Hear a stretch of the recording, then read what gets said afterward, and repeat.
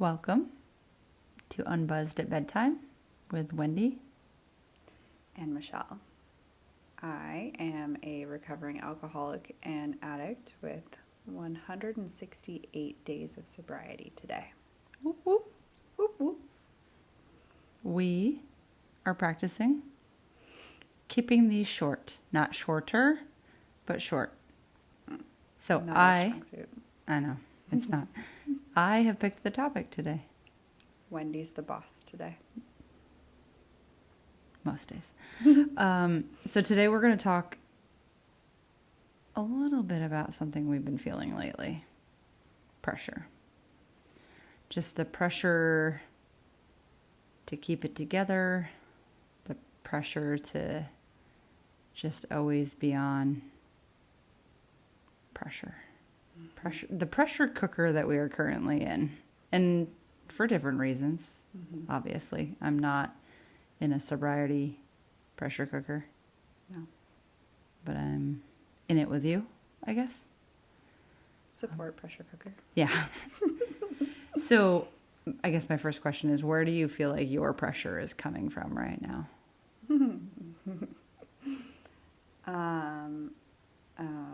Like specifically in this moment, myself. I think I'm the hardest on myself, my biggest critic. And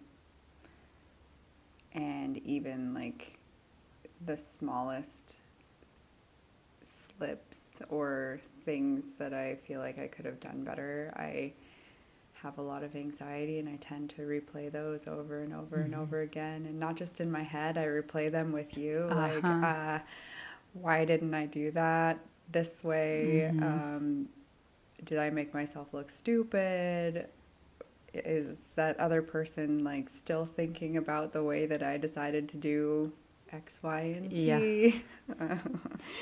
And I think in what areas of life, sobriety for sure, and work, and parenting. It's like every part of our life. All parts, pressure cooker. Not the being a wife part. Sometimes I feel like I could be better at that. Fair. Yeah. I think we all feel that way. We've been spending a lot of time trying to get social media bigger, going stronger. We've learned some lessons over the weekend on what people want to see. We've also learned some lessons about editing music that might play over pictures or video or whatever. Anyway, we've learned some social media lessons, but I was curious, because we talk about this with our teenager. Are you feeling any pressure from social media? Because I know we're following a lot of other people in sobriety, other groups related to sobriety. I kind of have my own experience with it, and I was curious if you're having any. I'm really trying to not. And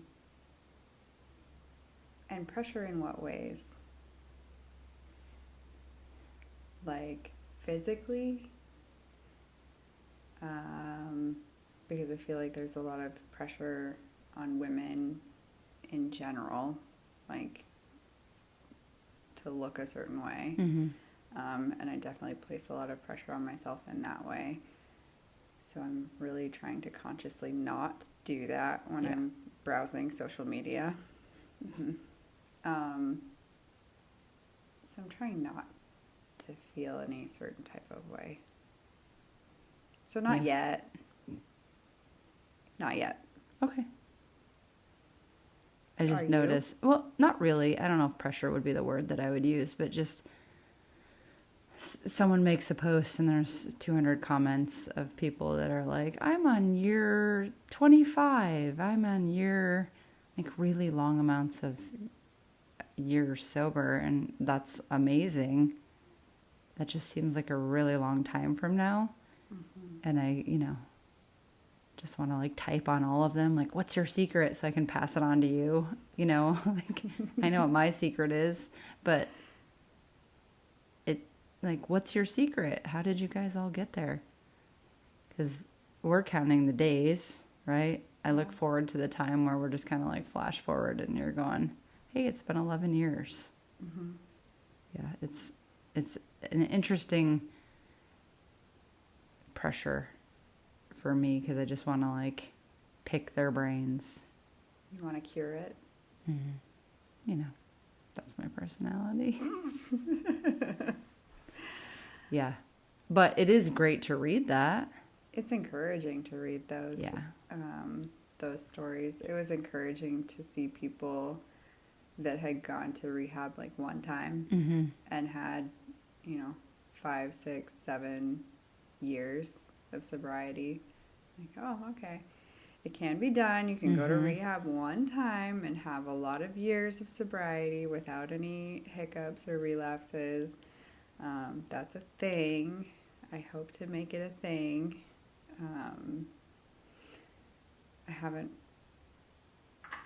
I'm trying not to place a lot of pressure on myself in that aspect.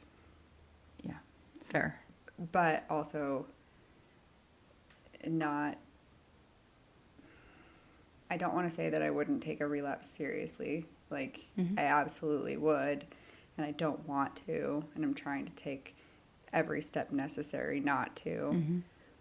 But I don't want to frame it as an absolute failure because I know myself and how mm-hmm. hard I am on myself, and I think that would just propel me into absolutely. Like a depth of depression that I am unsure how long that would take me to come out of. Mm-hmm. So I'm just trying not to frame it that way for myself. Yeah, that pressure and that disappointment would be not good. Yeah. When was the last time you felt like you were pretending to be okay? Today. Today. Now? Yeah. I think I have moments of every day that I pretend to be okay. Mm-hmm. Mm-hmm.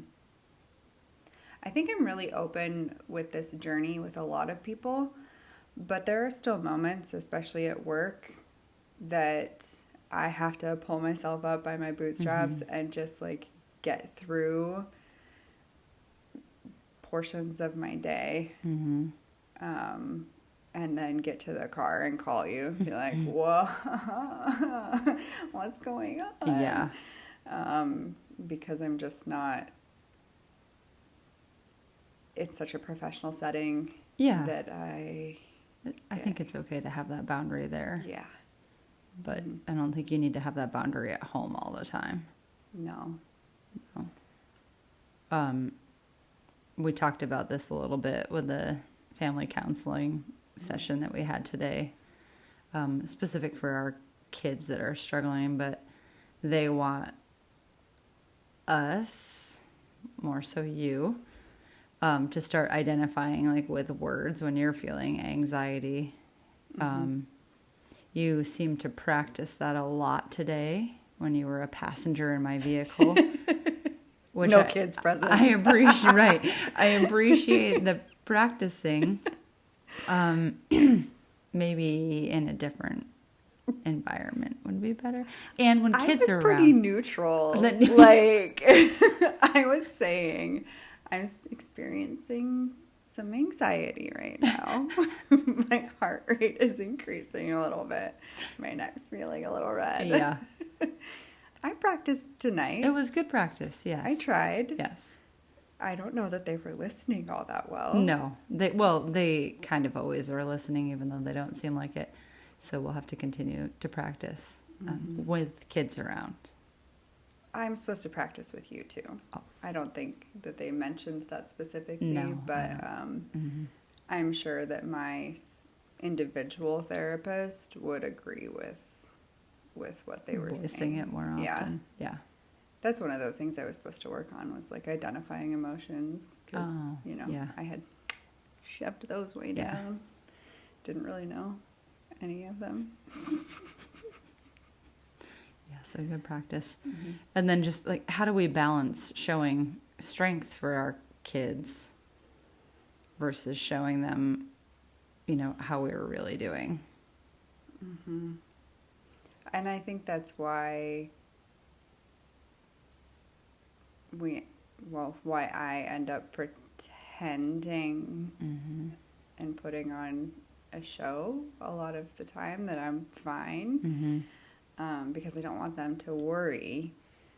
But the conversation we were having earlier today with the family counseling was kind of helping them build the skills to work through some of their anxieties as well. So if we're helping them build skills, maybe that's balancing it out a little bit more. Yeah. And it has to be appropriate, right? Like an appropriate situation, appropriate amount of anxiety shared with your kids. It can't be just appropriate information in general. Like, I think Monday, I was reflecting on Monday, both of us just felt like garbage. Yeah. And not like illness garbage, I think just like burnt out garbage.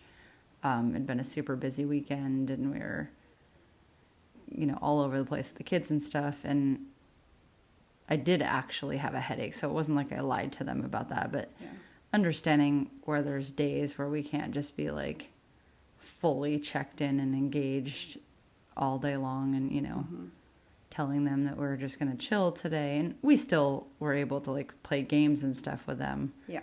But it just felt a lot more relaxed than the previous 2 days. So maybe identifying those days more of, you know, I've spent the last 2 days anxious, and today I need to be on a different level. Instead of just saying, you know, we have a headache and we're going to relax today. Yeah, I think we do get headaches from being anxious, but I don't think we like connect the dots for ourselves sometimes. So connecting those dots for them, like, yep, I was really anxious the last week. Just need a day to rest, because I think they could probably also identify if they've had a day where they feel really anxious, they're kind of tired the next day. Yeah, for sure. It's really exhausting being so anxious all the time. Yeah.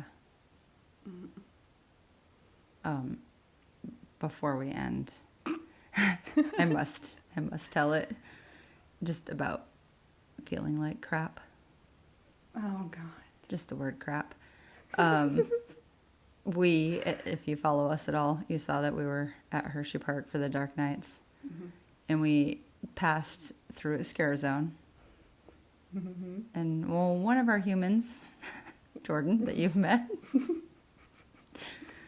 in all seriousness, and sometimes he's looking for a reaction, and sometimes he might be purposely doing stuff to irritate people. This was not one of those cases. Nope. He was just as genuine as could be, and he said, "Wow, that scared the shit out of me." And I was like, oh God. And because I knew he wasn't just being a turd, and he was like, he really thought that it was okay, that if he just spelled out the curse word, that it was fine and dandy. And I saw you immediately start losing it and turn around, which thank you for leaving that one on me. I'm like, try not to grin or smile or chuckle, because it was kind of entertaining, but I wanted to make sure he knew that that was not something we were going to be doing, you know, anywhere. And then, of course, another kid's like, what? What'd you say? And he starts to repeat, nope. Anyway, he was truly perplexed that you can't just spell out the bad word. And so I kindly asked him to say crap. And he was like, but we're not allowed to say crap either. And I was like, that's true. But I guess if we're picking between the two, you could say crap. Yep. You can say they scared the crap out of you. And he was like, oh, okay. I don't even think he said it. He didn't. But I think that we've definitely been feeling like crap. Yep. Yeah. maybe even to the level of SHIT. But I'll reserve the level of SHIT for fine. A worse what day. I feel is to come. Yeah. But, I mean, I guess just I see you trying.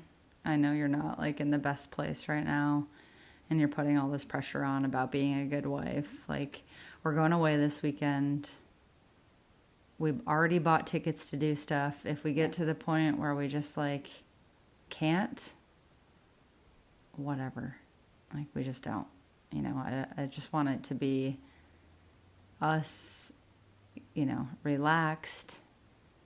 Recharging. Go if we can go to the things that we have planned. If not, we don't, you know, and just make it about us for the weekend. So I know you're trying, and I appreciate it. I am trying. Yeah. Well, I appreciate your support. You're welcome. Not everybody is as lucky. Fair. So, All right. on that note, thank you for sharing another evening conversation with us. Whether you're living in recovery, exploring a sober, curious lifestyle, supporting a loved one, or simply taking a quiet pause at the end of your day, we're grateful you chose to spend this time here. If something we talked about tonight spoke to you, please consider liking and subscribing so we can continue to grow this community together. Wherever you are on your journey, we hope you've made it to another bedtime unbuzzed. Remember, there's an easier, softer way to live, and you never have to walk this path alone. Good night, and we'll see you next time on Unbuzzed at Bedtime. Good night. Good night.